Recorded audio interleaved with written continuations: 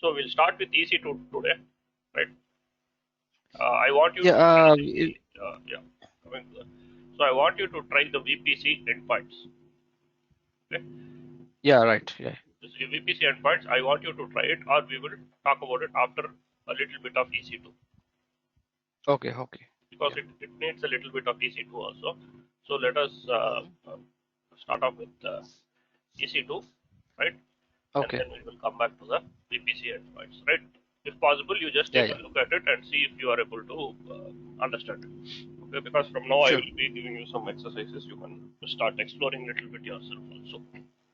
Okay, okay. Okay. So we will start with EC2. So EC2 stands for, first of all, it stands for Elastic Compute Cloud. Okay.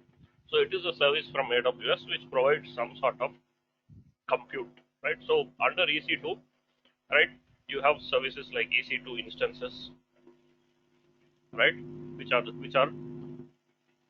virtual machines in AWS, right, your servers, right, and then you have EBS, which is storage for your instances, that is Elastic Block Store, right, which is storage for your virtual machines. Okay, and then you have load balancing, Elastic load balancing, right. So first we'll start off with EC2 instances, right. So under EC2, you basically have these three are the services under EC2, right. So first we'll start off with EC2 instances, which are just virtual machines or virtual servers from on AWS, right. So they Okay. can be either Windows or Linux. Again, in Windows different versions and in Linux different flavors. Okay. So are you familiar with virtualization or what is a virtual machine? Those kind of stuff, right? Yeah, You have yeah. some basic idea, right? Yes. Okay, so I Yeah. will explain a little bit, right? Just a high level, right? So what is a virtual machine, right? So basically you have some hardware, right? On top of which you have some uh, virtualization layer, and then on top of that you have your virtual machine, right? The hardware is what we call server or the bare metal, right? Are you familiar with VMware and those kind of stuff, or like I just want to understand some basic. Yes, yes. Okay. So what do they do? They install VMware, the hypervisor, right, on the hardware, and then they create a virtual machine. So your EC2 instance is this, right? AWS calls it EC2 instance, but it is a virtual machine which is there on something like this, right? So the thing with AWS is you don't usually manage the hardware and the virtualization layer. This AWS takes care, right? What we do is we create the virtual machine and we use it for whatever we need, whether you need a DB server or a Tomcat or whatever it is, you can do whatever you want on the virtual machine, right? So we call this the hypervisor, right? Hypervisor is a virtualization, what do you say, software or OS, which is installed on the hardware straight away. If you wanted a virtual machine on your laptop, what you will do, right? So you have your laptop, right, which is the hardware, right? On top of that, what you have Windows, right? And then on top of that, Yeah. you install the virtualization software. Then you create the VM. So here, what happens? You have an additional layer. We called it the host OS. We call this the host. We call this the guest, right? And this is the guest OS, right? We call this the guest and the guest virtual machine. And but if you go in enterprise level, they don't use something like this. This is mostly for what do you say, low end or desktop level virtualization, where you have a intermediary OS, that is your host main OS. Then you install something like VMware Workstation or Oracle VirtualBox. Those are not hypervisors, because they need a host OS to be installed on, right? But in enterprises, they are going to straight away install the virtualization layer or the virtualization operating system directly on the bare metal, like VMware, vSphere, Zen, Hyper-V. All these are what you say hypervisors, which can be installed straight away on the bare metal. It is on the hardware, right? So EC2 instance is basically the virtual machine, right, which is sitting over here.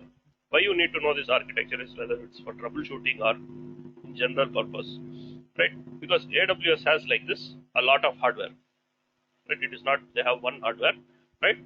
They have a lot of hardware, right? So where are all these located? So when you say I have a virtual machine on AWS, right, where is it actually located? So all these hardwares are located in some region, right, inside some availability zone, and inside that your VPC. So this hardware is located in the availability zone. Your virtual machine is located inside that availability zone, inside the VPC, some subnet, right? Your EC2 instance is located over here, right? The hardware is located in the availability zone. So this is the actual data centers inside some region, right? Suppose you take, let us say so we saw the VPC, right? So let us go to the VPC here, right? If you look at our VPC, we had all this stuff, right? So when I created a virtual machine, right, it was located somewhere like this, right, in the private subnet or public subnet, right? So it is there inside AWS, some VPC, right, some availability zone, right, B, some subnet, and your instance is over here. So here, what is that? We have that hardware and the virtual machine, right? So your virtual machine is there in a single availability zone. It is not replicated automatically or anything like that, right? So when you create a virtual machine, there is just one copy of it, right, which is something like this dot. So like this, AWS has a lot of hardware, right, with the same, what do you say, let us say this architecture, right? So we know that anybody can use AWS, right? So say for example, you and me, right, we are coming. So you are saying I want a virtual machine. So where will your virtual machine be created on? Which hardware it will be created? Right. So by default we use the shared tenancy. Right. What is shared tenancy? Right. This is the default. This is what most of them use. Right. What is shared tenancy is? So there are multiple AWS customers. So let us say you come and say I want a virtual machine. So in let us say we are both using the same availability zone. Let us say. Okay. So where will your virtual machine be created? So AWS will place it something like this on some hardware. So next, let us say I come and say I also want one virtual machine. So where will my virtual machine go and sit? Any idea? Sorry? Now say you wanted three virtual machines. I also want three Okay. virtual machines. So when you create a virtual machine, it is going and creating on some hardware, the background. Now next, Mhm. I also want a virtual machine. So for example, my virtual machine might be created here. So you want another virtual machine. So where will your next virtual machine be created? How are they placed in the background? Right? That's what I'm trying to explain. Okay. So Okay. Okay. your next virtual machine can be placed here also. Right? Yeah. My three virtual machines can be like this also. Your three virtual machines can be like this. So it is not that all your virtual machines will be on the same hardware. Right? Yeah. So for example, your additional machines might come here, and other customers' machines might come here. Right? So all these are the VMs belonging to different customers. So under the shared tenancy, which is the default option, when we create virtual machines, right, we share the underlying hardware with other customers also. Right? Suppose like I said, you're launching three machines. Your two machines could be on this one hardware, another machine can be on a different hardware. Right? So AWS will place this according to their strategy, default strategy, which is shared tenancy, and it will be placed randomly like this. But each of us have our own the VPCs, which is logically arranged. But in the background, they are spread across different hardware. We don't know. Okay, all these are in Yeah. the availability zone 1A. They can be all these four hardware. They can be in the same building, right? They can be in the same building on different floors, right? They can be in different buildings also. Because 1A is not like one building or one floor. It is one availability zone, which means it is a group of data centers. One or more buildings might be there. But for us, all these machines are in our VPC, which is a logical, what do you say, LAN, local network, right? But at the background, they can be on different hardware, which are located across different floors in the data center or something like that, right? Why you need to know this is because now what happens if this hardware fails? Mm-hmm. Some problem happens at AWS end, right? Some problem with the hardware or power or the networking or the virtualization layer, right? So then what happens? These two machines will be unavailable. They will be down. They will not be lost. They will be like down, some connectivity problem or something like that. Okay. So how do you recover from that? Because you have only one copy of your instance, right? When you create one EC2 instance, there is only one EC2 instance. It is not going to be replicated anywhere. It is there on some hardware. If there is some problem with any of these layers, right, then your virtual machines might be down. Not only your virtual machines, any other customers' virtual machines which are sharing the same hardware.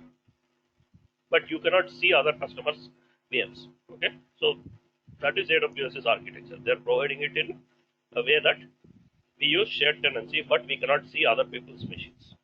We have our own Okay. VPC and isolation, right? But in the background, Okay.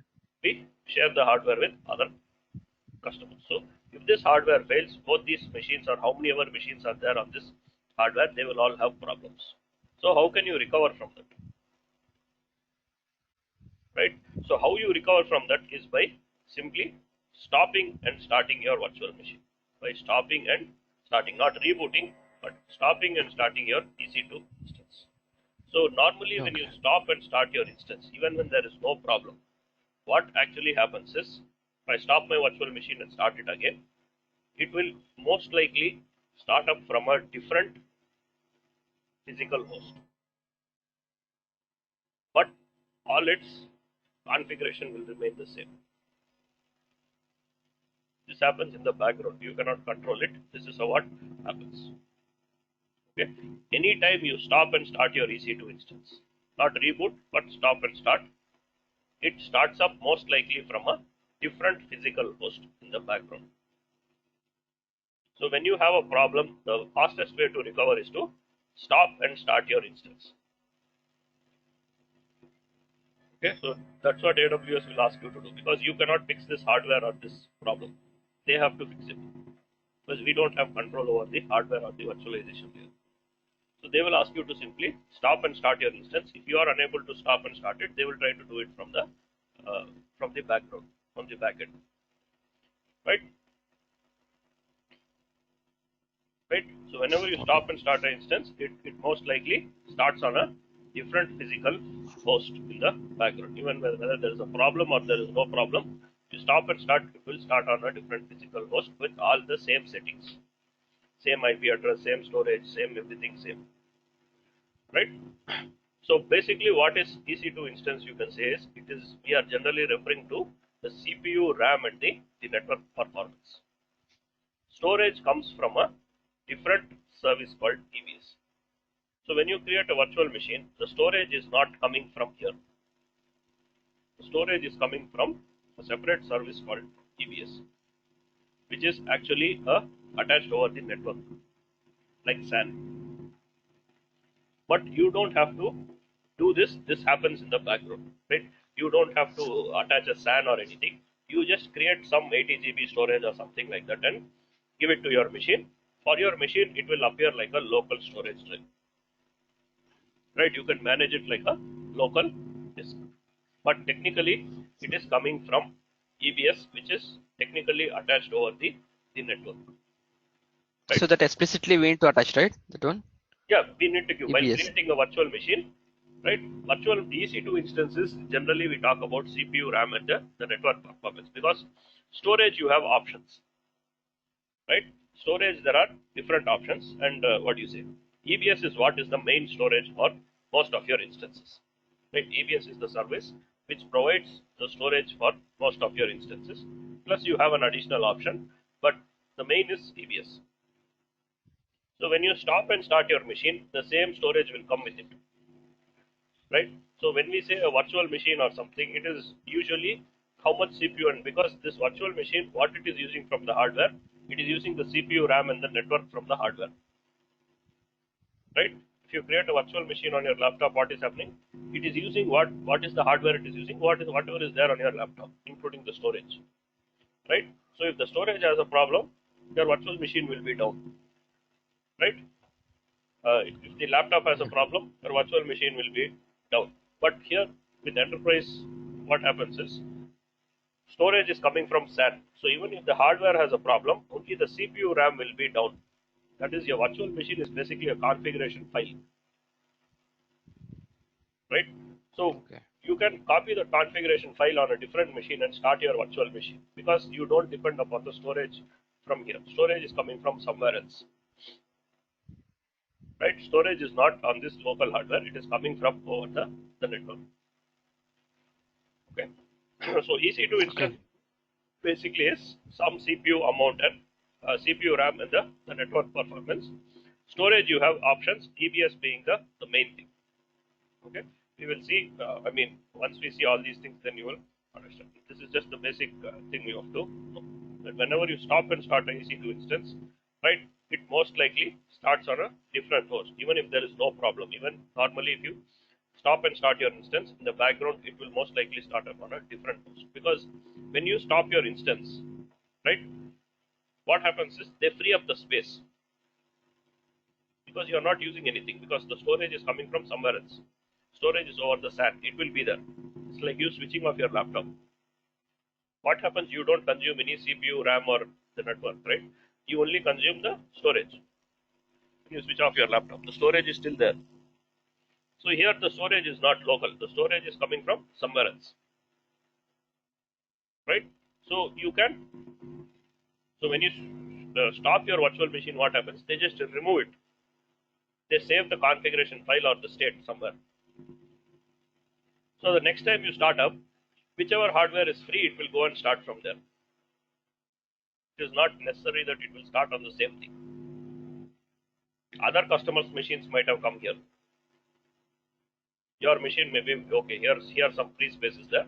I will start up here, because each hardware can hold only so many virtual machines. It's not unlimited, right? Depending upon its configuration, maybe it has 1 TB of RAM or something, right? And it has some 8 CPU or something.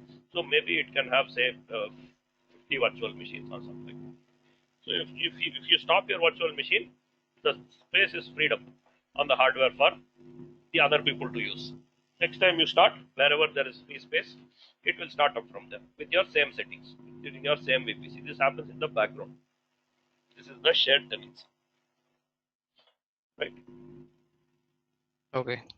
So this is the basic behavior in the backend. Right. Okay.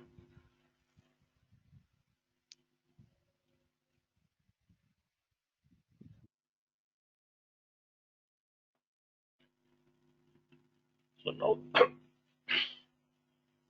now let us talk about yeah. So this hardware and all that stuff, right? I told you, right? So what virtualization does AWS use? What hardware they use, right? So hardware, they just give like high level information. They don't give you what brand of server or anything. They will say some type of processor, right? Like Intel Xeon processor or something AMD processor, some model number, right? or they will tell you it has some DDR4 RAM. They will not give you information. It's like a HP server or IBM server. All that they don't give because they have their own special hardware. Same thing for the virtualization. So what virtualization software do AWS use? Earlier they used to use the Zen hypervisor, which is the open source. They used to what do you say? Uh, take the Zen hypervisor and customize it and use it. But now they use the Nitro hypervisor. The new virtual machines for the past year or so are based on the Nitro hypervisor, which is AWS's proprietary hypervisor, and now they also started providing support for VMware. That is, if you have some existing VMware, what do you say, licenses, you can bring it and use it on AWS. Earlier, people used to use VMware on premises, right? So people who had already invested in AWS, now they can, what do you say, deploy VMware on AWS. But to do that, you should know VMware. So we are not going to go into VMware on AWS. So what is this Nitro? So what is this Nitro hypervisor? It is a hypervisor developed by AWS. Like how you Okay, have, okay. are you familiar with VMware, vSphere, and all that stuff? Yeah. Right. So this is something developed by AWS. This is their proprietary hypervisor. They don't use. Okay. I mean, they still use Zen, which is an open source hypervisor, but now most of the instances are based on the Nitro hypervisor, which is AWS's own hypervisor. But you don't have access to this layer or anything. Right? You don't have to install the virtualization or all that. This is just what is there in the background. Right? Now, most of the instances are based on the Nitro hypervisor. Older instances are based on the Zen hypervisor. That is the backend what is there at the virtualization there. And then now they are supporting VMware also. That is for people who are using VMware. They can use the VMware features and all that stuff on AWS. That is called VMware on AWS. Right? But for that you should know VMware. So we are not going to go into that part. Okay. So the next thing is EC2 instances, right? EC2 instances are your virtual machines, are your servers, right? So we will now talk about these things. Now we are done with the basic architecture, right? So when you take a EC2 instance, so it is a virtual machine, right? So say for example in your office you want a server, right? So what will its configuration be? Or say for example you want to buy a laptop. So what laptop will you buy? The latest processor. So basically it All the depends good. upon the requirement. So Yeah. first thing, what are you going to do with the laptop? Is it for your kid to watch classes, or is it for you to use for your office? Maybe you do some development or video editing, right? Or you want it for some basic home use, right? So accordingly, you will choose configuration. If it is for your kid, maybe you will buy i3. For you, for video editing, maybe you will buy i7, or for gaming. For home use, basic use, maybe you might buy i3 but with more RAM, right? Maybe with 8 GB here, maybe i3 or maybe like Chromebook or something like that, right? For video editing, i7 with maybe 16 GB SSD, right? So you will choose based on the requirement, right? So it does not mean that your kid he cannot use your laptop, he can use, but it is too much. It is waste of money, ideally, right?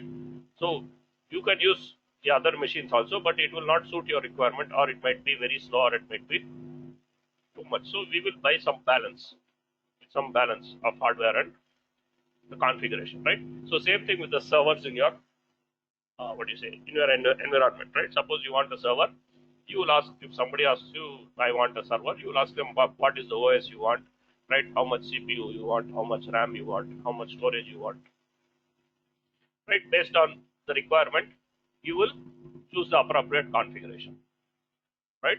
So same thing in AWS. So EC2 instance is a virtual machine, but what is its configuration? It is available in different configurations, and we call it instance types, right? EC2 instance types. Just like how you go to the shop and say, I want a HP laptop 15P or something, right? Some model number you give, right? It will have some fixed configuration or something like that, right? So here in AWS, they have some fixed instance types with different configurations. that you can choose based on your requirement, right?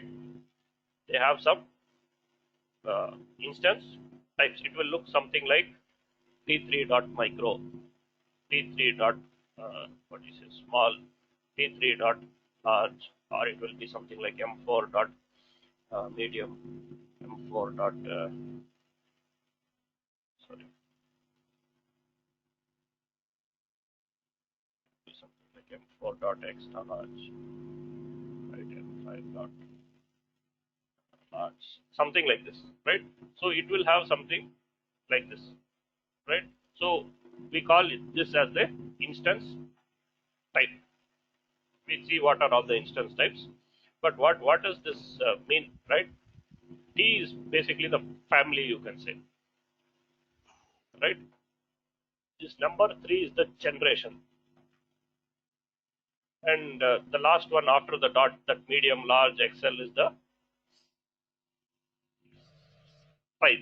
So this entire thing T3 dot micro is a instance type, right? So we will open the AWS, what do you say, the instance types. It is bit clearer here. EC2 instance types. So they can be anything, either Windows or the Linux. So this T3 micro is basically, think of it as the hardware configuration. The OS can be anything, Windows or Linux. That is up to you, right? So if you go to instance types, you see here they have a lot of things, right? Like A1 dot medium, A1 dot large, A1 dot XL, right? Or if you go here, you have, like I said, M4 large, M4 XL, 2XL, 4XL, right? 16XL, right? Say same thing, M5. They have something like this. So what does this mean, right? So same thing, if you go here, you have something like C5, C4, C5A, right? So basically, it has some configuration, some CPU. So don't worry about the storage for now. Storage we'll see separately. So for most of them, it will say EBS only. So normally when we say instance type, we are talking about how much CPU, how much memory it has, and it's the network performance, either the network bandwidth or EBS bandwidth, right? Storage you can add as much or as less as you want. That is up to you, because storage comes from EBS. So this same server C5 large, it can have 16 GB storage, or it can have 16 TB storage also. That is up to you. Storage is in your hands, basically. Think of it like that for now. Okay.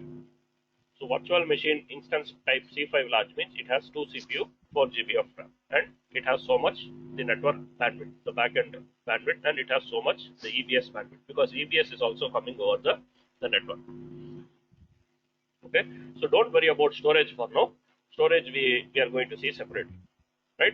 So EC2 instance is basically, think of it as CPU, RAM, and some network performance. Okay. So what is this C5? What is this M5? What is M4? What is all this nonsense? Okay, that is the first thing. So AWS has classified their instances according to these categories. That is the general purpose compute, memory, accelerated computing, and storage. Right? So when you want a virtual machine, you should know what is your use case. Right? Simply you cannot say I want virtual machine. Right? You cannot go to the shop and say I want laptop. He will ask you 100 questions. For what laptop you want, what is your budget, what you want to do, all that kind of stuff, right? So in a server, if you want a server, you should know for what you are going to use it, and what is the basic hardware requirement that you are looking for, right? Because afterwards you can upgrade, but somewhere some baseline we should have a rough idea, right? So AWS has categorized their machines in these in these categories, right? And they have given some recommendation. In the exam, you will get these type of questions, right? You have a DB server, right? For that, what instance type to use? So, something like that, right? They will not ask you how much CPU and memory a particular instance has. Those type of questions they don't ask. Okay, because nobody is going to use all the instance types. There are, I think, 200 or so instance types, right? So we will use a handful of what do you say, configurations, maybe 3 or 4, or right. So nobody is going to use everything, right? So what AWS is saying is, under the general purpose category, you have these instance types. What is a general purpose instance? It provides a balance of compute, memory and the network resources, right? So a lot of people will start off with this, right? So here if you see in M5, it will have 2 CPU and 8 GB memory, 4, 16, 8, 32 like that. But if you go to something like C, here also you might have similar stuff, right? You have 4, 8, 8, 16, but there is a difference between the 2 CPU here and the 2 CPU over here, right? So you might also have a dual core processor. I might also have a dual core processor. You might So also have, generally people uses, yeah. So generally people use M or C. well, I'll come to that. I'll come to that. What people use, right? So here you will see the same numbers, right? You will see 2 CPU here and 2 CPU here also, right? Mhm. But they are not the same. Same in the sense, like I said, you might have two dual core processor, or you might have i7. I might also have i7, but yours might be 8th generation i7. Mine might be 2nd generation i7. So there is a difference in the processor performance, right? So same thing here, right? So in M5 also you will see like 4 CPU, 16 GB. Here also you will see similar thing. You will, here also you will see 4 CPU. Here also you will see 16 CPU, 16 GB RAM. But the hardware is slightly better, right?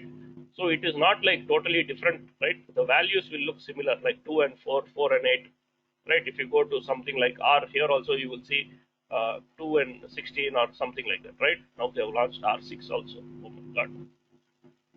Okay. AWS is going very fast. Okay. So here also you will see 2 CPU, 16 GB RAM, and all that stuff, right?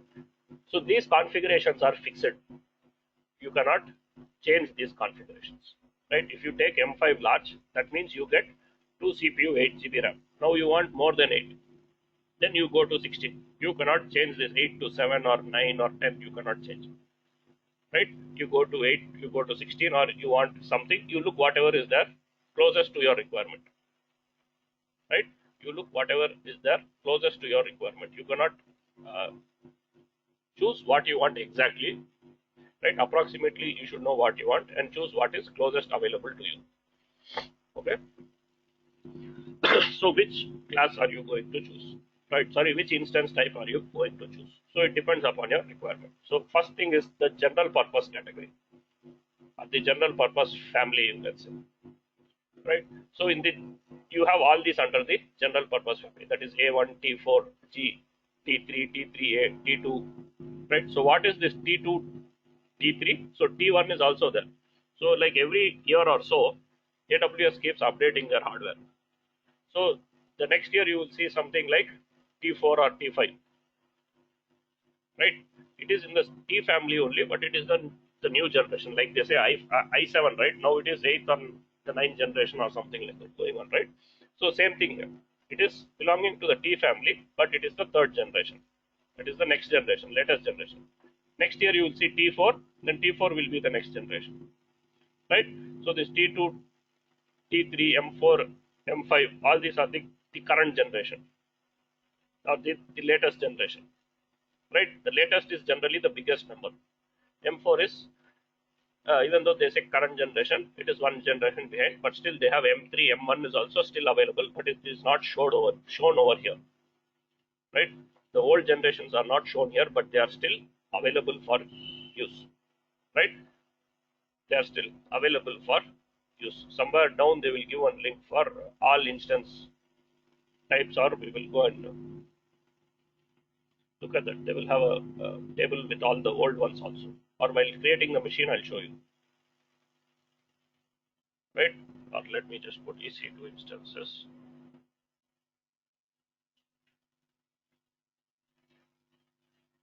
So when I started with AWS, we had M1 and M3. Then M4 came just as I started, right? Then now it is M5, M6, right? So here you have the previous generation, right? It is still available, but what do you say? They don't show it in the page over here, right?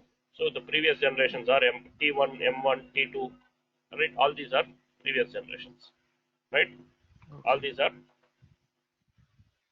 still available, M1, M3, right? Now they recommend you to use M5, but still people use M4, right? Few people do use, because maybe their application works just fine. They don't want to change the hardware type, right? So you have the information over here, right? Same M1 small, M1 medium, M1 large, right? So much CPU, so much Yeah. memory, right? They come with even lower, what do you say, lower memories, right? 3.75, 7.5, 15, something like that. But these are fixed. If you say M1 medium, it has only one CPU and 3.75 memory GB. You cannot increase or decrease this. If you want bigger, you go to the next one, right? So same thing, like you will have C3, R3, R1, right? All this stuff, Mhm. right? These are previous generation. They are still available for use, but in this space they will not show you that, but they are still available for use. So what is the general purpose? So the AWS says the general purpose is it provides a balance of compute memory and the network. So if you don't know where to start off with, you can start off with the general purpose family. So in general purpose, what do you use? Do you use M4, M5, or T2, or T3, or A1? So what is the difference between these inside general purpose? So A1 is like a newer type of virtual machines. They are based on AWS's own processors. That is AWS Graviton processors, Mhm. right? I don't know who uses this, but there will be people with different requirements, right? I have not used all these things. What do people mostly use? They use Intel processors, right? x86 architecture, right? That is what most of the people use. But now AWS is bringing different, what you say, uh, hardware. That is basically CPUs. Now even AMD is available now. Earlier AMD was not there. Earlier everything was only Intel-based processors. That is your T2, T3, right? M4, M5. Now they are bringing these Graviton-based processors, which are AWS's own processors. But if you look at the configuration, they will also be like this only: one CPU, two, four, four, 8. But the processor is different. What is the details? This is what AWS gives you. It is based on custom Graviton processors. That's all. What server? Nothing they know. And it is based on the Nitro hypervisor. That is the backend hypervisor which AWS has developed. So all the current generation, that is above 4, right? 4 are all based on the Zen hypervisor. They will not specify that anywhere. They will not say we are using Zen, but they will say they are using the Nitro system. So if they don't specify it as the Nitro system, it is mostly running on the Zen. These are older types, right? For the past, M5 came around a year ago also, right? So A1 is based on Graviton processors with these configurations, right? They have only so much, right? From 1 CPU to 16 CPU and 2 GB to 32 GB. That is under A1. T4G is it is based on again Graviton 2 processors. Say like a newer version of that, they are Graviton processors, right? This is like very new, right? Again, it also starts with so much CPU and so much RAM, right? If you want the newer Graviton processors, you can use this. It is available in these configurations, right? T3, so most commonly used is going to be T3, T2, M5, M4 in this category, right? Because all these are based on Intel processors, right? T3, right? T3 is what is the next generation of T2. It is based on the Nitro system, right? And it is available in these configurations up to 192, sorry, up to 32 GB RAM and 8 CPUs. T3. So here also you have 32 GB RAM. There also you have 32 GB RAM, which you will choose depending upon what processor you want, what backend you want, right? So if you are buying a laptop, will you buy AMD processor or Intel processor? That depends upon your requirement, right? OS can be Okay. anything. For these, the OS can be anything. This has nothing to do with the OS is your choice. This is the hardware configuration for your virtual machine, right? So T3 is the general purpose, right? It is based on what do you say? Uh, this Intel Xeon processors. They don't give any more information than that, right? And it is available in these configurations. Same thing with T2. T2 is what? It is the previous generation for T3. It is also based on Intel Xeon processors, right? And it is also available in these configurations. It is slightly older hardware, right? Think of it like that. Right, then what is T3A? It is based on AMD processors. If you see an A at the end, it is based on some AMD series processors.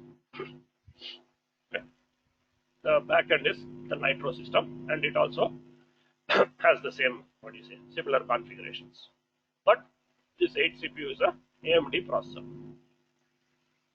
right? For some reason, if you want a AMD processor on your server or your applications require that to work, then you choose the AMD.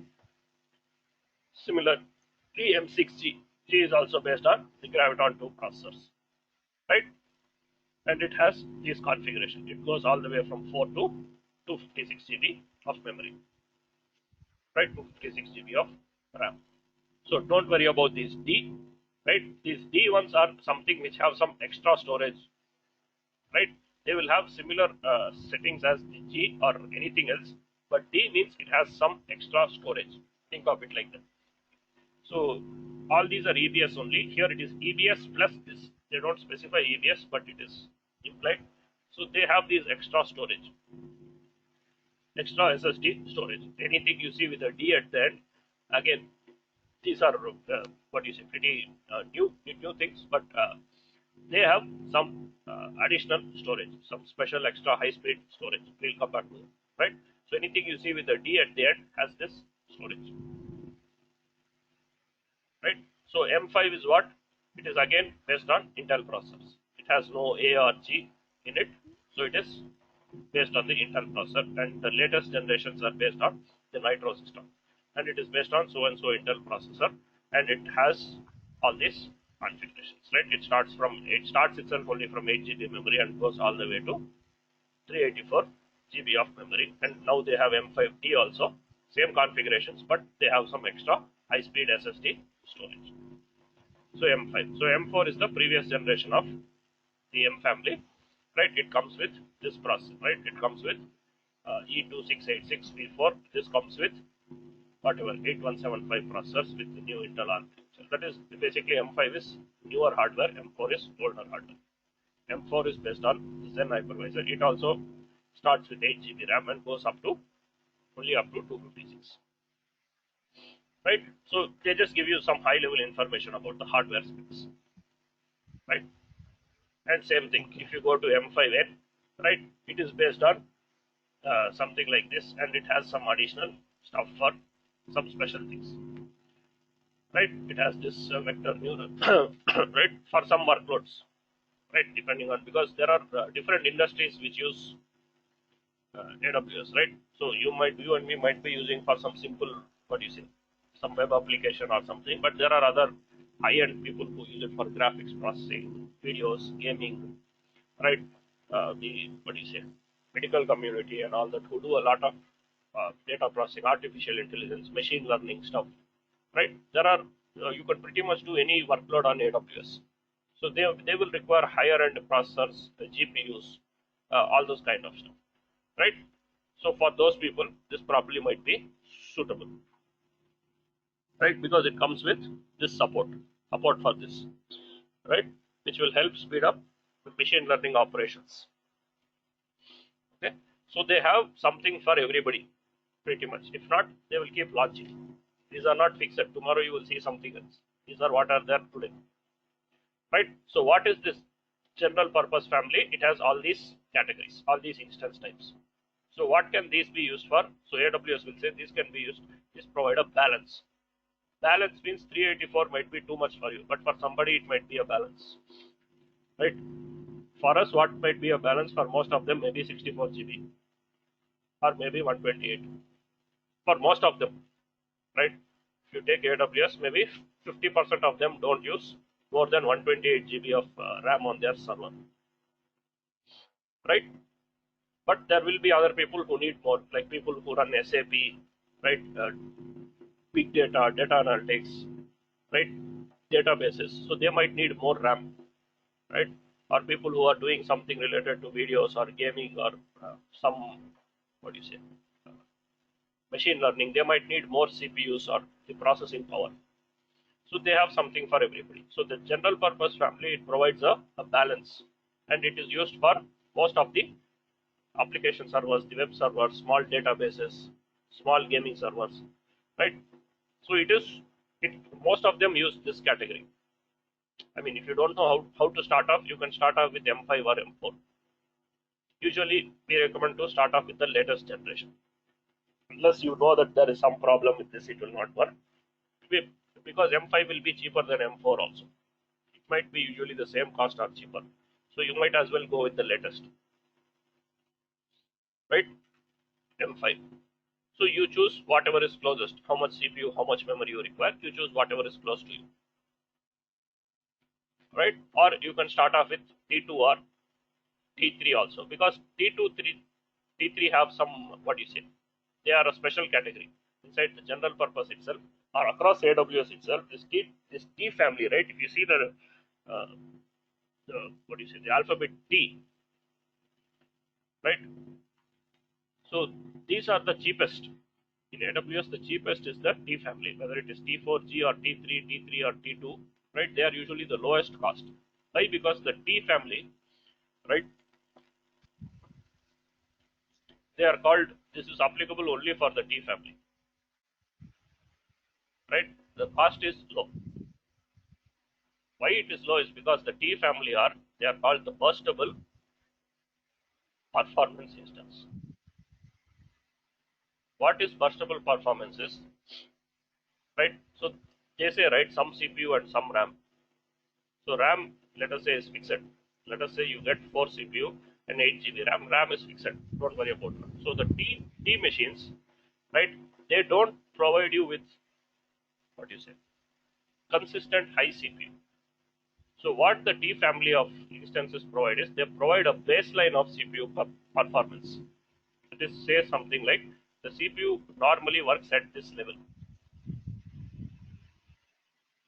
right? But it can burst to a higher level.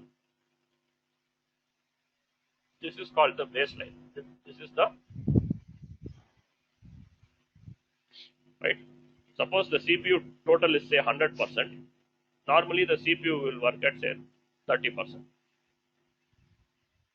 Suppose you are doing some processing, something you're taking a backup or doing some extraction, zip file or something you're doing, and it needs more CPU. Then what happens? Then the CPU will scale up. Then it will provide you that performance. Then it will drop back down to the baseline.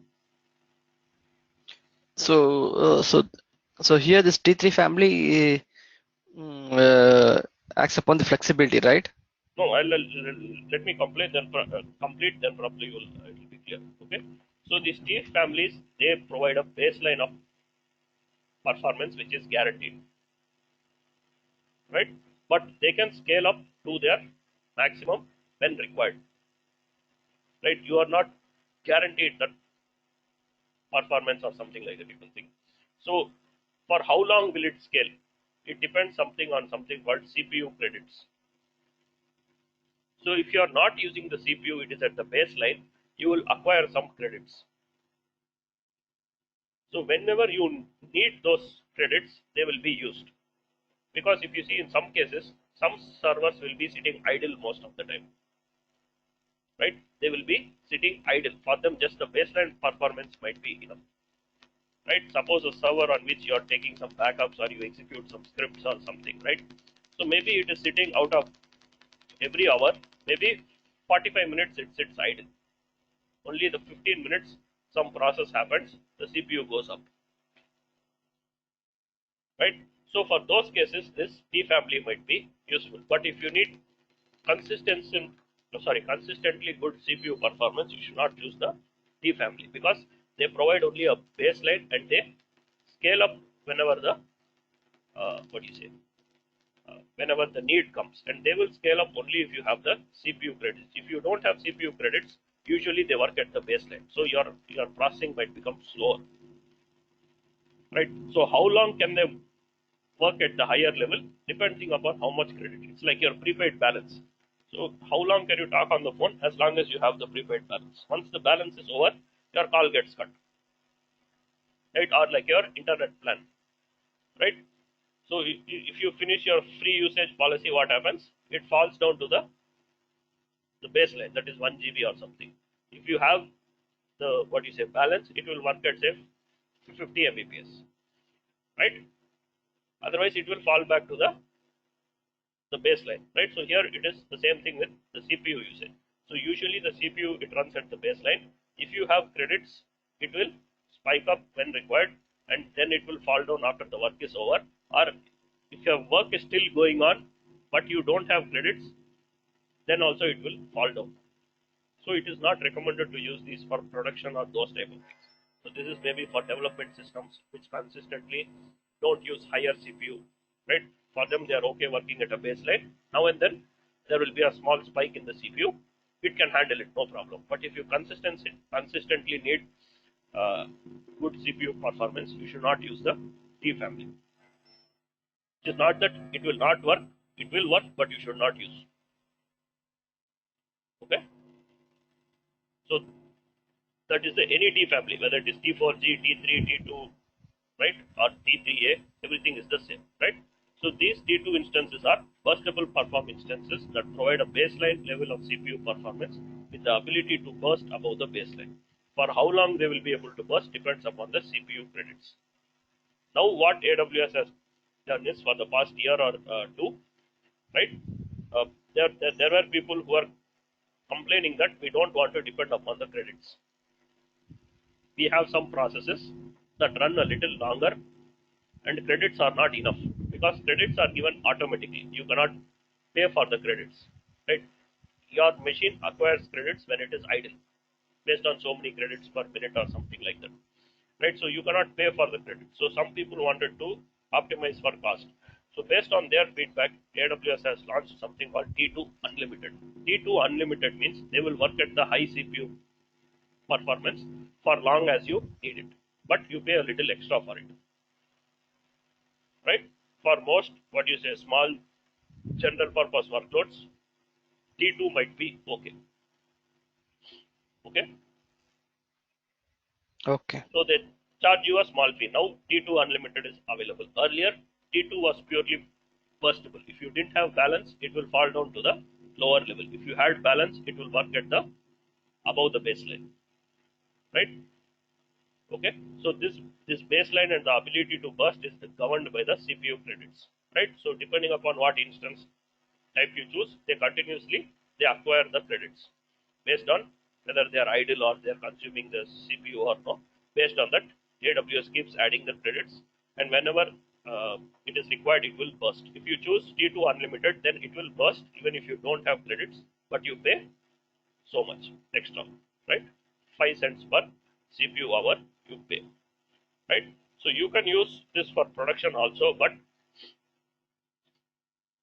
what you say, it is not recommended, right? So it comes with up to 32 GB of memory.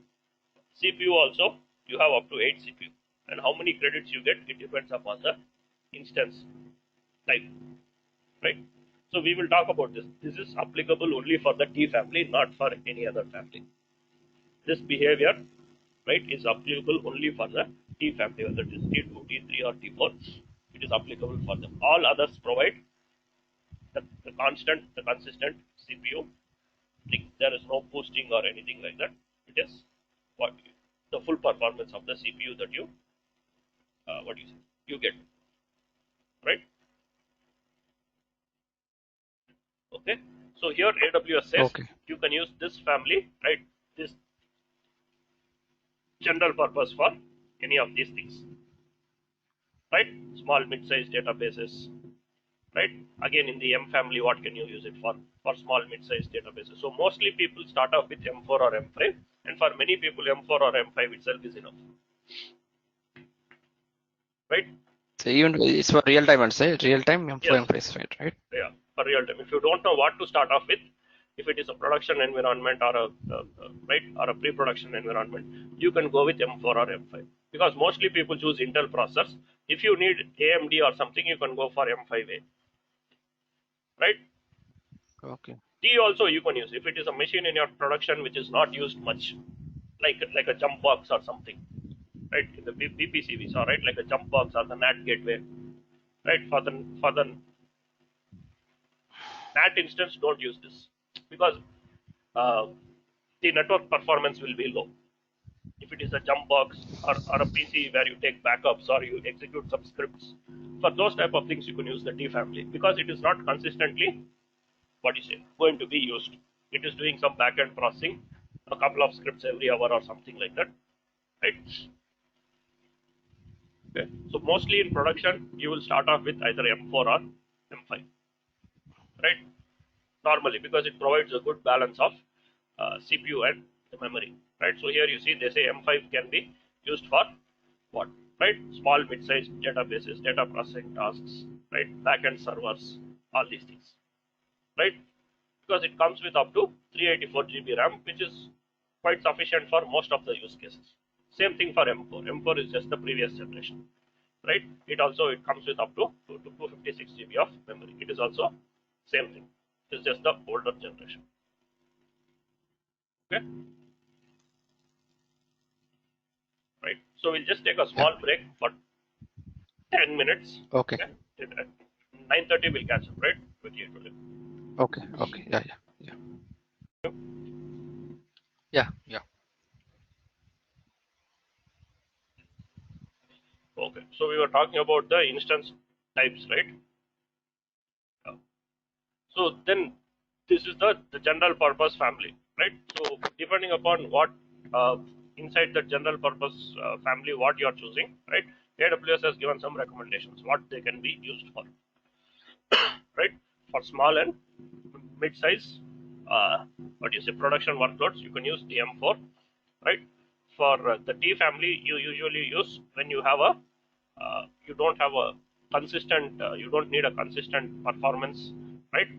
For small development environments, code repositories, right? Those type of things you can use these things where you don't need a consistent CPU usage. So these can also be used in production, but you have to make sure that you are not looking at a case where a consistent CPU performance is required. But right, so for small like Docker containers, containerization, microservices, so those kind of things also you can use the T family. But you have to remember that it doesn't provide consistent CPU usage. Okay. Then you have M4, M5, then again M6. All these G are based on the different processors. That's all, AMD or Graviton processors, right? And then you have the compute optimized. Compute optimized, it starts with C, C4, C5 again. The G means Gravitas processors, A means AMD processors, N means again it is a what do you say, a higher end processor with some special CPU for high performance computing, big data, those kind of stuff, right? It provides better, what do you say, the network bandwidth. Because I told you there might be some people who are using software firewalls, some network appliances, routers. For those type of people, maybe the C5N might be good, right? So it also starts with some CPU, some RAM. So remember, C is for applications which are compute intensive. That is workloads where you need good processing power, right? So it is optimized for compute, right? So if you are looking for, if you have an application or applications which are more compute intensive than memory intensive, right? Then you can choose the C family, either C4, C5, or any of the other C things. Yeah. Hi, Corey here. Yeah. See, actually, EC2, it's naming itself like Elastic Compute Load, right? Yes. So obviously, we'd be using a majority like C type only, right? No, no, no, no, no. Nothing like. See, EC2 compute means CPU. Everything is providing CPU, right? Yeah. Okay. Everything is providing. It's not like M is not providing. It is providing, but it is providing a lower end processor. So maybe M is providing what? Yeah. M is providing Intel Platinum 8175, whereas C5 will provide a higher processor. C5 provides, what do you say, Intel Platinum Okay. 8000, Okay. this thing with this higher frequency, right? So everything is providing compute, but different, what do you say, categorization, right? So don't look at that C and this C, they are different. It is just the overall, right? The umbrella for all the virtual machines and all that stuff, right? So that's what some people think EC2 means only instance. No, under EC2 you have the EBS also, right? On AWS. So the C family is for the compute intensive applications where you need a better CPU, right? The use cases are going to be these things, right? High performance web server, scientific modeling, batch processing, distributed high performance computing, machine learning, ad serving, gaming, video encoding. For these type of things, you can use the C family. That is, they are optimized for compute. They provide better CPUs. Then you have the memory optimized. The memory optimized are, they are designed to provide faster memory, right? So mostly the people who use the memory optimized are people who are running databases, because a database usually needs good memory compared to CPU, good IO. So for those type of people, the R family is good. Suppose usually in the exam you will get, right, people who are running in-memory databases, right? For them, what will be the appropriate instance type? Then one of these memory optimized. So it either starts with R, X, or Z, right? So this is just AWS's classification, right? So usually for most of them they use R. Like I said, some special cases where they need higher end hardware, because if you take this X1E, it starts itself with 122 GB of memory and goes all the way up to 4 TB of RAM, right? The X1 and X1E, all those things are very, what do you say, it starts itself with 1 TB of RAM, right? Some people might want to use it, right? These start itself with only 6 TB of RAM, starting itself is 6 TB, right? Who are going to use this? Mostly like SAP, right? In-memory databases, Kafka, those type of people use these things, right? Mostly for applications which are, what do you say, in-memory databases, right? Where the entire database is going to be loaded in the RAM. Those type of applications like SAP, HANA, Kafka, those type of things,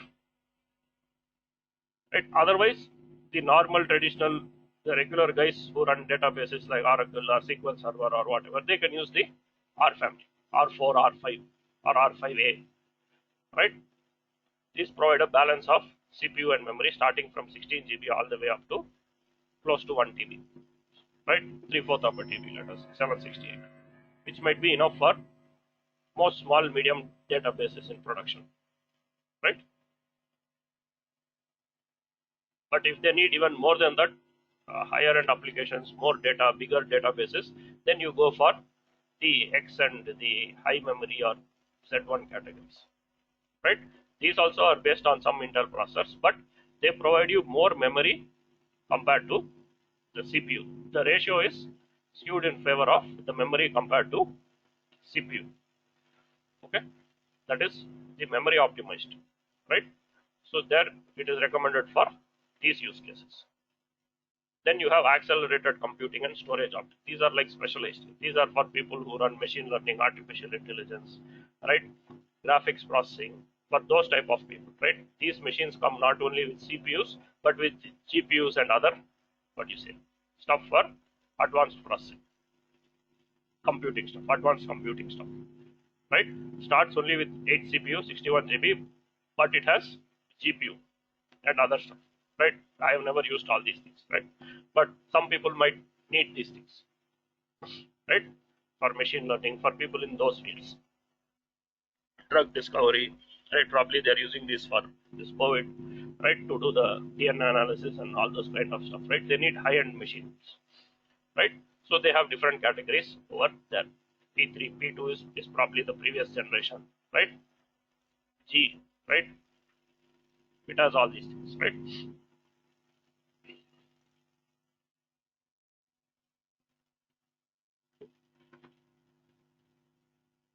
And then you have storage optimized. Storage optimized are designed for workloads which need high IO, IOPS. Basically, like databases also are mostly for the NoSQL applications, right? You might have heard of the NoSQL databases these days, right? For those type of things, random IO operations, right? So it is available from 16 to 5 TB. Mostly it is used for these NoSQL database type of applications or data warehousing, analytics. For those type of workloads, you can choose this, right? The storage optimized family, right? It comes with high performance storage. CPU and memory is not the main thing. Here the storage is the dominant attribute, right? They also have CPU and some memory, but their main thing is faster storage, so that you can store and retrieve data very quickly, right? So what you do is the thing here is you are not fixed to one instance type, right? You need to start somewhere. Then later on you can change the instance type. So it's not like if you choose M5 large, you are stuck with M5 large, right? You can change to a M4 large also, or you can change to a different family also, right? It is not like fixed, but somewhere we have to start, right? If you are used to AWS, then you know based on your experience or the previous workload, you know what to start off on. But some rough idea we should have.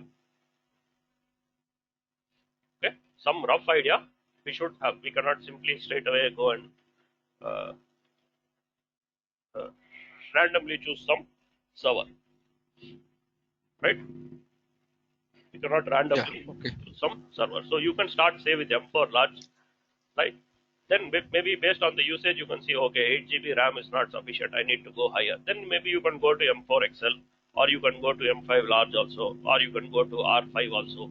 You can go to different family also. You can jump. You don't have to reconfigure your machine, right? Your machine will be the same, just the configuration will change, right? Just like in your laptop, if you buy with 8 GB, if it is not sufficient, you can go to 16, but it is limited, right? Your physical hardware is limited. You cannot change the processor, and right, you will hit a ceiling. But with the AWS, you have more flexibility, right? You can start with M, you can go to R, then you can go to C, you can come back to M, you can change without having to reconfigure anything, right? Most of the cases, right?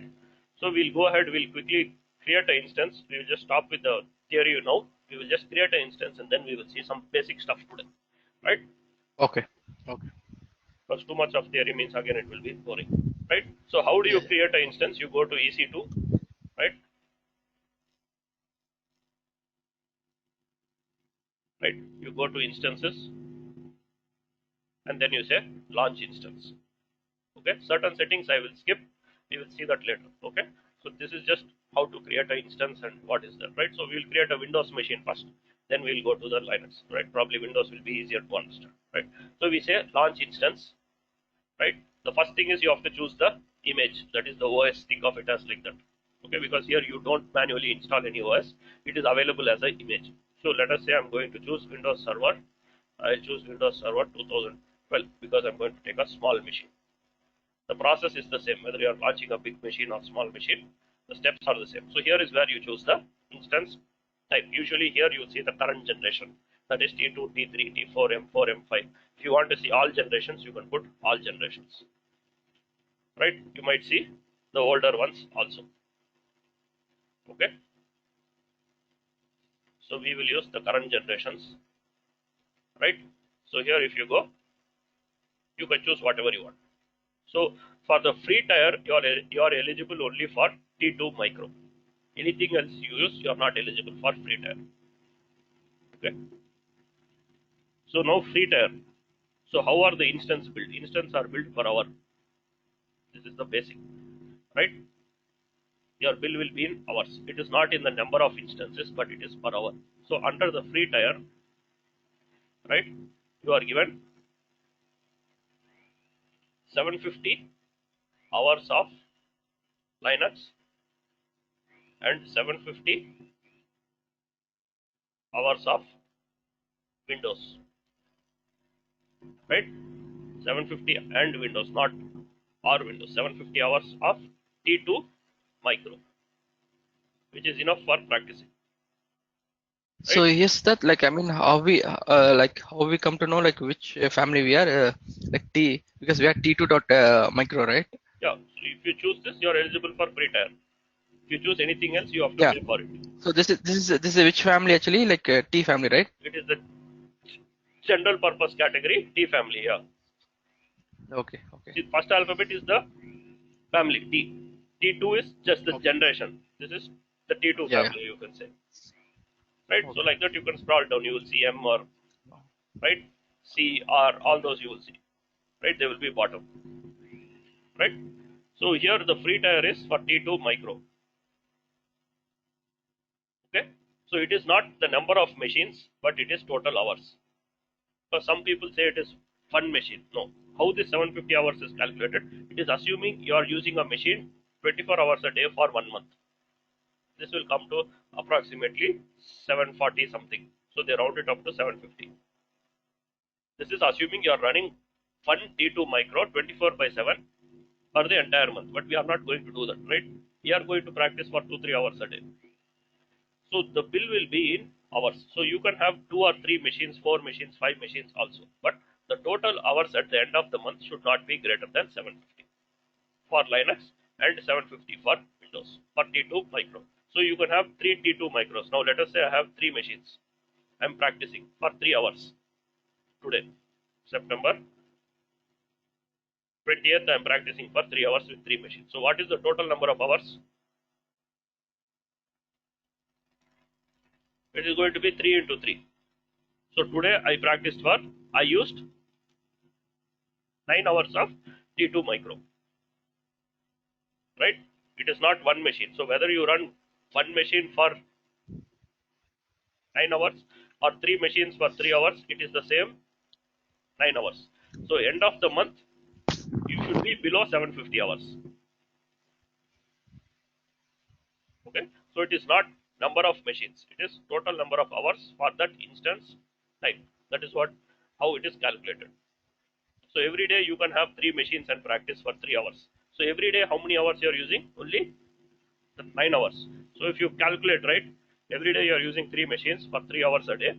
That is every day you are using the 9 hours into 31 days. So you are using only 279 hours. 750 is your limit. Okay.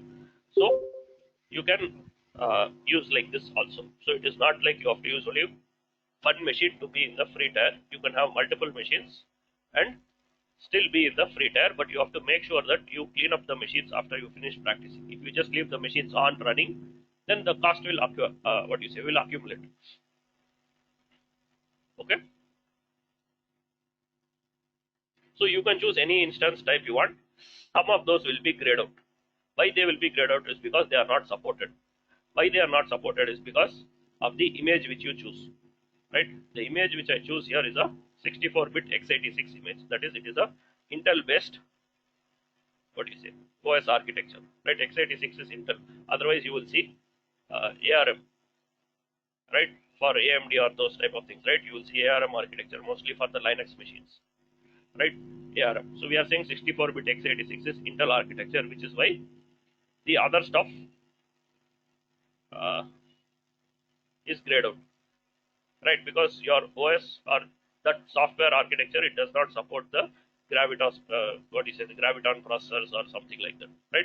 You can use maybe the AMD processors also, right? But Graviton processors, they have separate operating system or whatever architecture, right? So you can use Intel or the AMD processors which are on x86 architecture, right? All those instance types only will be available. The other things will be grayed out because it is not supported. So you can choose any of these things, right?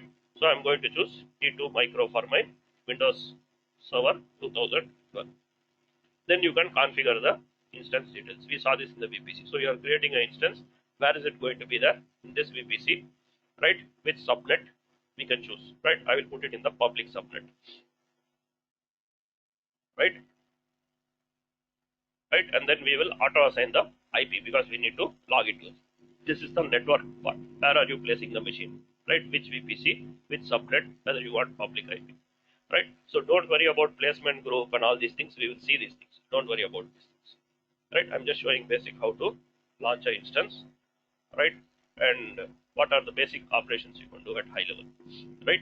So here is where you have the tenancy. This is what I told you. This is the So here, Siddharth, so here, so now we are creating this VPC and we are placing this subnet. Okay. So now inside subnet, we'll be placing this EC2, right? yes. Okay. So we have already created the VPC, right? In the previous class. So we are using the dev VPC to place our instance, right? You can place it in whatever VPC. We have only one VPC because we removed the default VPC. So you can place your instance wherever you want. That is what I showed you in the beginning of the class, right? So where is your instance actually located? Inside the VPC, inside some subnet. So you can place it wherever you want. You place it here or you place it here. That is up to you, right? So I'm placing it in the public subnet. So the instance which you're telling is nothing but a EC2, right? Yes, EC2 instance or instance. We just call it instance in AWS, generally while speaking, Okay. right? It is just a virtual machine. This is a Windows server which I'm creating, right? So this instance is going to be placed in the dev VPC in the public subnet, right? And you have other features or options for it. We'll see those things, but we'll quickly come to the tenancy. This is what I explained in the beginning of the class, right? By default, we use the shared tenancy. This is what 80 to 90% of the people use. If you don't want shared tenancy, you can choose dedicated. Dedicated means your virtual machines will be on your own hardware. Other customers' virtual machines will not come on your hardware. Maybe some people will use that for security or compliance reasons, or maybe for software the licensing reasons like Oracle or those things, right? They will have some licensing requirements that you cannot use shared hardware, or the licensing may be based on number of processors or cores, right? So using them in a virtual environment might be slightly complicated, so you will need a dedicated host to do those type of things. But the machine type, everything is the same. How it is placed in the background changes. That costs additional money, right? If you use the dedicated what do you say, instance, the instance is the same, but the hardware on which it sits is going to be a, that is, it is for you. So you will be given a server or something like that on which all your machines, all your virtual machines will be placed. So we are not going to go to that dedicated, but we will see the differences are what is the difference between a dedicated host and a dedicated instance. So maybe I want you to look up what is the difference. Both are dedicated, but what is the difference between a dedicated instance and a dedicated host? Okay, just try to find out the difference between these two, right? So we will stick with the shell. This is what 82, at least 90% of the people use shared tenancy. Very rare cases, like I said, for software compliance reason or for security reasons, people might go with the dedicated thing, right? So here is where you have the unlimited option, right? If you check this, right? So this option will be what do you say, will be visible only if you choose the T family. For other families, you will not see this unlimited option, right? I explained, right? If you don't choose the unlimited option, then your CPU will work only at the baseline, and it can what do you say, burst above the baseline for some amount of time if you have credits. If you don't have credits, it will fall back to the baseline. So if you say unlimited, that means that even without credits, it will burst above the baseline. Okay, these are the basic settings. And here you have the IP address. This is your private IP address. So you are placing it in the public subnet, so it will pick up an IP from that CIDR range. What is our public subnet CIDR range? So 10.0.0 something. So the IP will be 10.0.0 something. If you don't want something, you want to assign it a specific IP, you can specify that. This is the local IP. So I will say I want 111 only for this machine. So it will assign this IP. So this IP has to be in this range, right? If you want your server to have a specific IP, you can specify that over here. If you don't specify that, it will randomly assign an IP in this range, right? Next, you add the storage. So we'll come back to storage, right? So here is the root volume is the volume which has the OS. So here we say volume. Think of volume like one hard drive, not like one partition, one physical disk. Think of it like that. So currently this machine has one volume, which is the root volume. Root volume means the disk which holds your operating system, right? It is a 30 GB volume. If I want, I can increase this. I cannot decrease it. We will talk about this, right? So maybe I will increase it to 32, let us say. Right, next add tags. Next we know what is a security group, right? So to connect to a virtual machine, right, every virtual machine will have a security group. So that is the security group that I'm going to choose, right? The public security group. So currently there are no rules, we'll add it afterwards, no problem, right? Review and launch. Okay, so here it is saying it is not eligible for free tier, right? Because I increased the storage. That's why you are getting this warning, right? Because anyway I am not there in the free tier. My account is beyond free tier, right? So you are seeing the summary, right? Windows Server 2012. This is the OS. This is the instance type. This is the security group, right? And then you are adding some storage for it and other options which we have configured, which VPC to place and all these options you can change, right? We'll see what are these later. This is just the bare bones settings, right? The storage I added So, 32. and Siddharth, just a question here. Yeah. See, since it has a pop-up saying that it's not a free, this is not applicable for free tier, right? Yeah. So even though it appears we are just continuing it. So will it be charged for you, right? Or it will be charged only if you use this one? Only if I click launch, it If will you be charged. See, my okay, account is not okay, there in the free tier, first of all. Mine is beyond 1 year. So even for you, even though it will say it will not be in the free tier, but you are not going to use this continuously. Like I said, this storage you are given 30 GB free per month. Okay, but your 30 correct. GB is assuming that you are going to use it continuously, right? We are not going to use it continuously, so uh, Yeah, you can give 32 also. It is not a problem because you will remove it in 1 or 2 hours because it will be yeah, correct. prorated. So Yeah. yeah, that's correct. So my question is like, so the charge will be getting effective once you launch, or even though if you launch, only when you use it for No, some no, no, purpose, no, it no. will get charged. You launch, you use it. It is like you switch on the fan in your room, whether you are in the room or outside the room, the bill will go. Okay, okay, Same, okay, same, same concept here. You cannot say I didn't log into the machine. I just created. I forgot about it. Means no, it does not work. Whether you use or no, okay. if it is created, you start. Once I click launch, right? That means the machine is created. From now, your bill starts. The first hour is already billed, right? So once you start the machine, the minimum is 1 hour. So whether you use it for 2 seconds or 3 seconds or 15 seconds or 15 minutes, you pay for 1 hour. So if you use for 2 hours and 2 minutes, you pay for 3 hours for Windows, right? For Linux, it is slightly different. We'll talk about that, right? But basically, your bill will be in hours. So now I launch this machine, so I will be charged for 1 hour. Even if I remove this machine now immediately, I still have to pay for 1 hour because you will be in the free tier. The bill will be zero, right? If I show some old bill, probably I don't think I have any T2 micros that I have used, right? So let us see. Is there well and good? Otherwise, right? If you exceed it, you pay for the excess. If you don't, then you. This is a 2014 account, so maybe probably in 2014. Let us see if I go to EC2 and see. Right here, you see, we were using mostly M3 and M1s, right? We are not using T, but yeah. So because all these M3 don't come under the free tier, so you pay for it. Whatever you use, you pay for it. But here, if you see some storage, right, because I am allowed 30 GB of storage for free per month for the first year.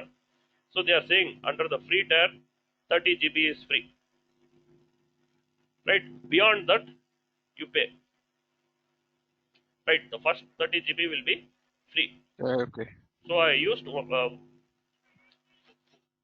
point, say one almost 2 TB of storage. Out of that, 30 GB is zero because it is free. The rest will be charged at the remaining price. Same thing for your instances. If you are using a T2 micro, it will show you the number of hours and then it will say zero. If you go beyond that or you use anything else, they will be charged. But you will see it in the bill. It will say 30 GB and it will say zero, right? Because it is under, you are eligible for free tier. Same thing. Snapshot also some free tier is there, right? Uh, so that free tier will be specified here. If you go beyond the free tier, now if I look at my other bills, let us go to say 16 for example. By then my free tier is probably over, right? By November probably my free tier is over after 1 year. So if I go over here and see the bill, right, for EBS, right? Don't worry about this thing. So I think here still, yeah. So here also still free tier is going on. Let us go to some September, October, November, yeah, probably. Let us go to 2016.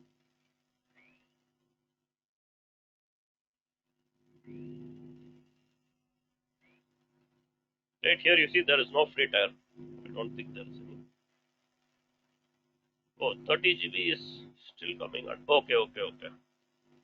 I think I know why this is happening. Why still free tier is coming. Okay. I know why still free tier is coming even after 1 year. We'll talk about that in accounts. So let me go over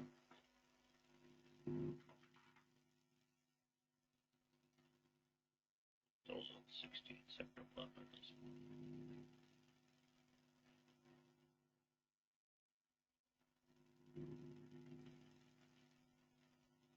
Because we combined two accounts together.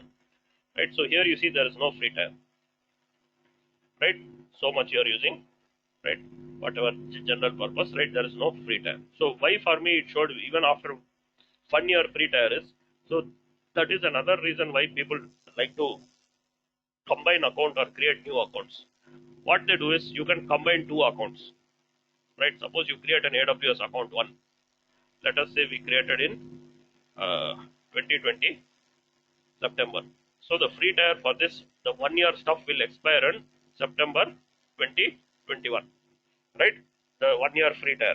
But if you create another account in September 2021, let us say in September 2021, I created a new AWS account called 2, and then I combined both these.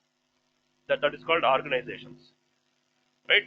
So, like I said, many companies have multiple accounts. So, when you combine an account, what happens? Now, this account 2 is eligible for a free tier, right? Till September 2022, right? So, when you combine these two accounts, then what happens? This free tier you can use either in account 2 or in account 1. Okay? When you combine two accounts, right?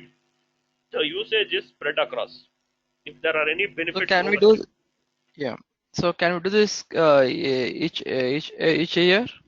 but for real time it might not make much sense because this is for practicing. Maybe here and there you might save a little money, right?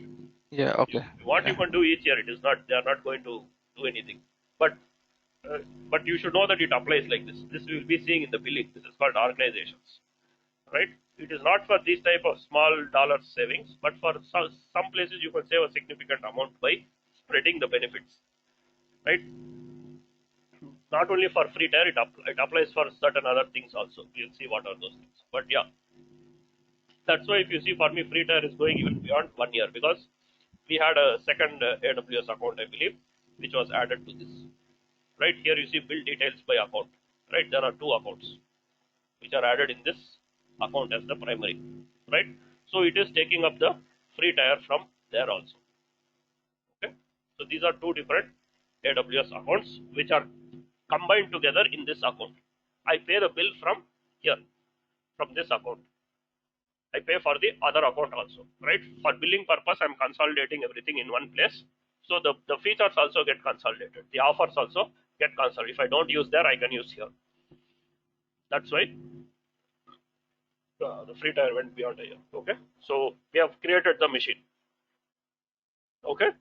So we will see the login and all that in the next class, right? So I'm just showing you. So this is a T2 micro or what is that? Let me log into this machine and show you, right? So don't worry about how I'm logging in, right? Let's see this.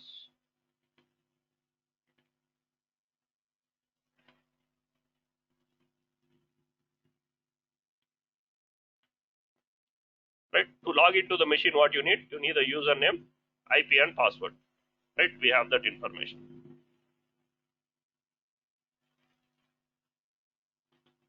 right? Which machine you're logging in actually? The machine which we just created, the Windows machine, Okay, okay, we just created this Windows machine in the public subnet, right? So obviously I have to okay. open the security group. Let me open the port, right? So Windows machines, how you connect to? You connect via the remote desktop, RDP, right? 3389, right? I will just open this port from my IP so that I can log into the machine. What is the IP? This is the public IP, right? The username is going to be administrator and the password we just got it. It's the password. Okay, this is the password.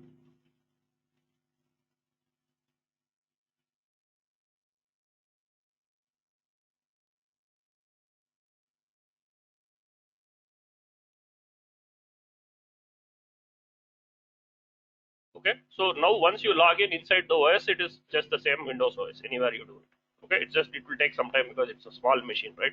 Just 1 GB of RAM I put, so it will be very slow, right? So let it log in, right? So outside what we can do, so now we have created this machine, so you can go to actions and you can, sorry, this is the machine, right? So you can stop, reboot or terminate this machine, right? So if your laptop is switched on, what can you do? What can its state be? You can either hibernate it. We didn't enable hibernation, so hibernation is disabled, right? So if a server is on, you can either stop it, you can reboot it, or you can terminate. Terminate means you're removing it, totally removing it, right? These are the basic things, right? So we will talk about this instance life cycle also. These are just the basic high level of it, right? So let us see whether this is, so this is like any Windows server. Now inside you can do whatever you want, right? If you see the storage, it will show 32 GB, one volume, right? This is the partition, a single disk with 32 GB storage. So this storage will appear like local storage. For this machine, it is local, but what do you say? It is actually coming from EBS, which is actually attached over the network in the background. But for your machine, it will look like a local disk 0.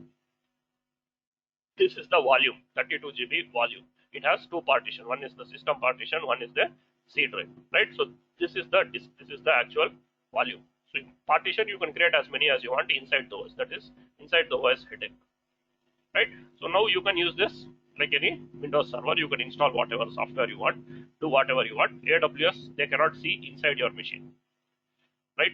You can put whatever you want inside. That is totally in your control. Okay. And then the other thing, suppose now let us say you don't want T2 micro, it is very slow, right? You want to increase it. So you cannot do it when the machine is on, right? You can go to instance settings and you can say change instance type. But to do that, first your instance must be in the stop state. That is, you have to stop your machine. Just like how you upgrade the RAM in your laptop, you have to switch off, right? So you need to do that. But storage and other things you can add. Certain things you can do without switching off the machine. But to change the instance type, you have to switch off the machine. Now say we have this machine. Let us say I create some new folder over here. Think of it as I did something, I installed something or whatever. Right? So what I'm doing, this machine I'm going to stop. You can do it from inside the OS or you can do it from outside. Both are okay. Right? You can go here and you can switch off the machine, or you can do it from here also. Stop. Both are properly switching off. It is not like you're force shutting down if you do it from outside. Okay? It is not like you're force shutting down. Sometimes AWS recommends you stop it from outside, not from inside the OS. But again, it depends on the people, right? So you can stop it from inside or outside. But your machine has to be stopped. Both will do the same thing, right? So I can say instance state stop. So I will lose the connection to that. So this will go into the stopping state and it will stop.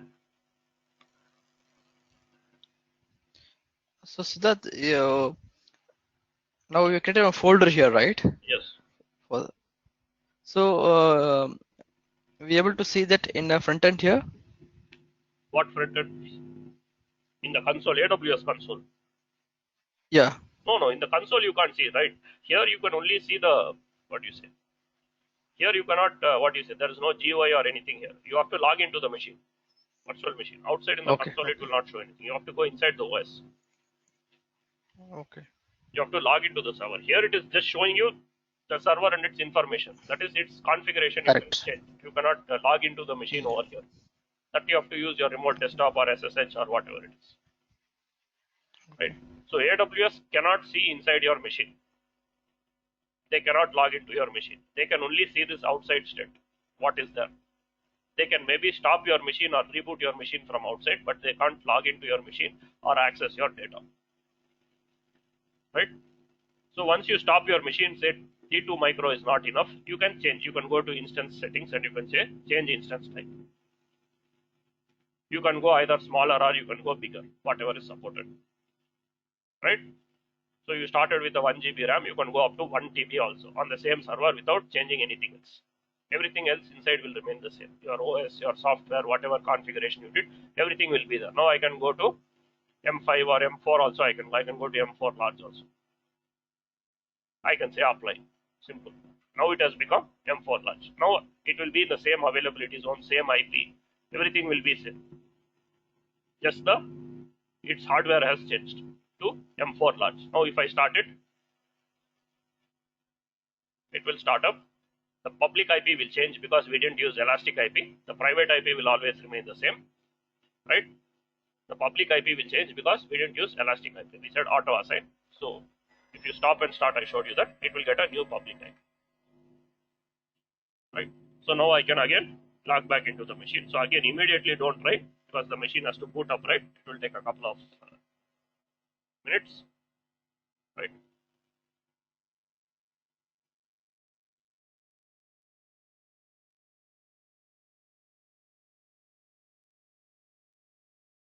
Right, the password, everything is the same.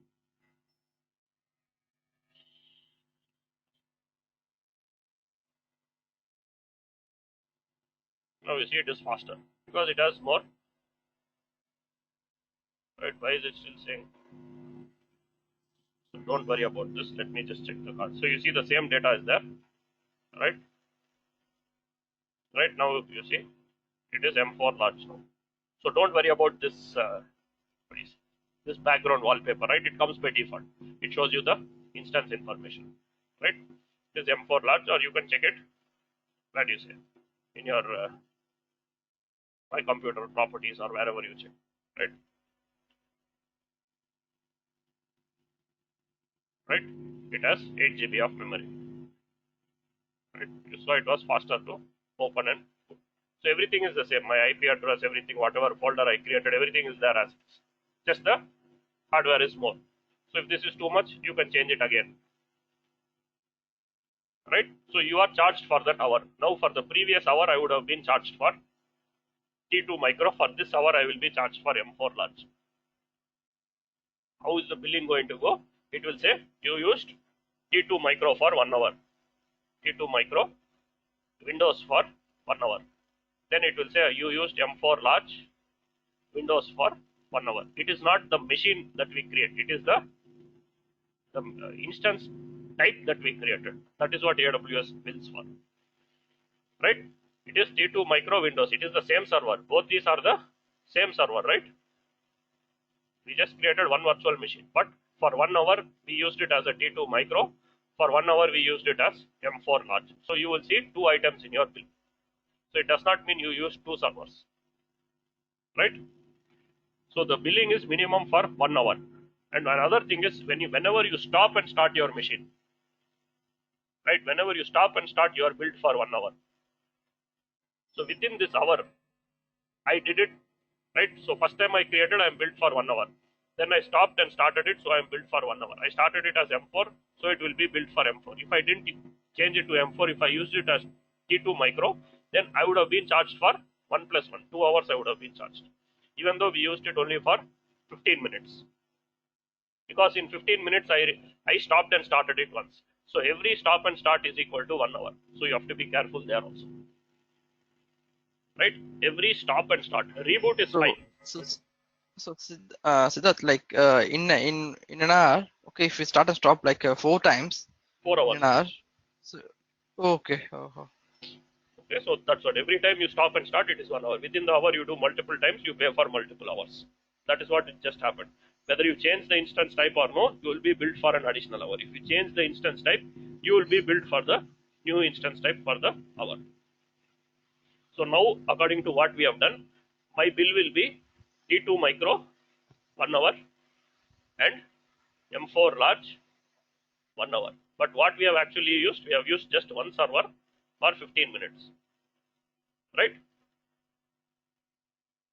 But the bill will be for T2 micro 1 hour and M4 large 1 hour.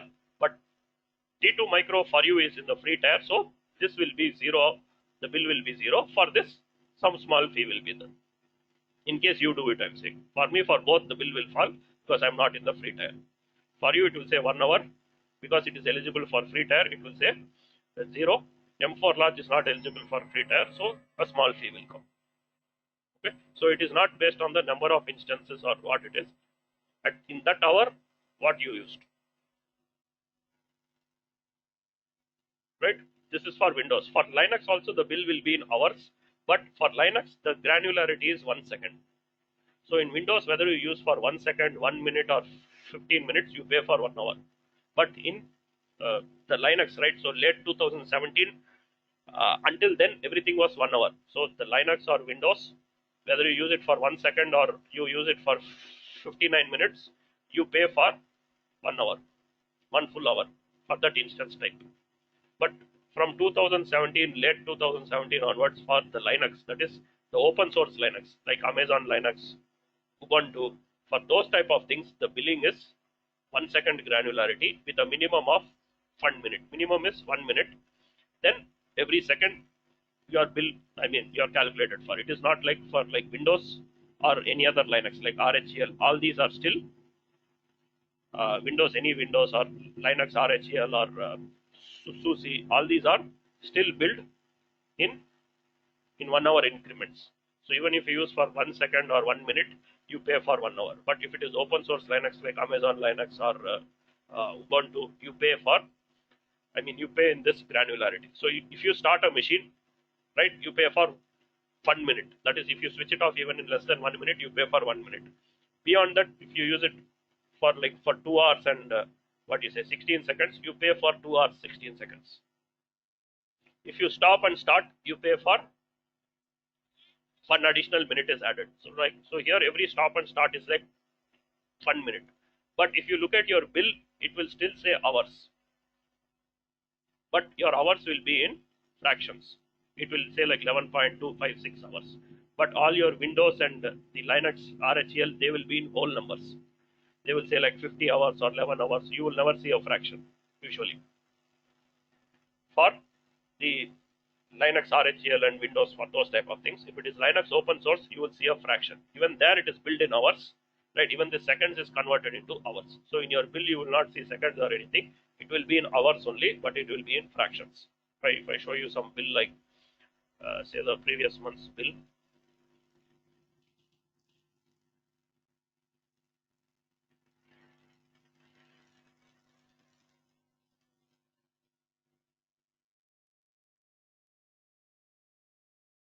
right? So here if you see EC2,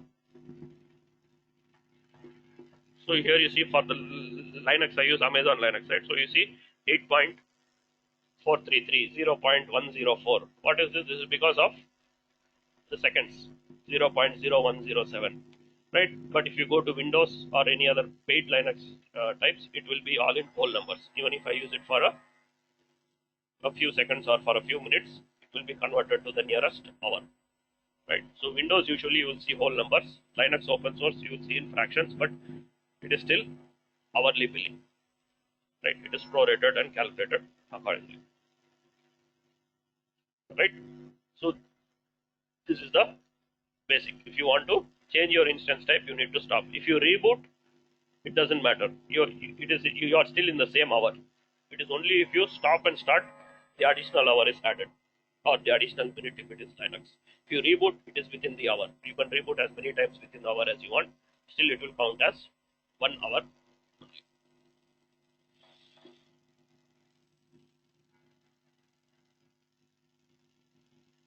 Okay. Just give me 2 minutes, guys. I'll be back.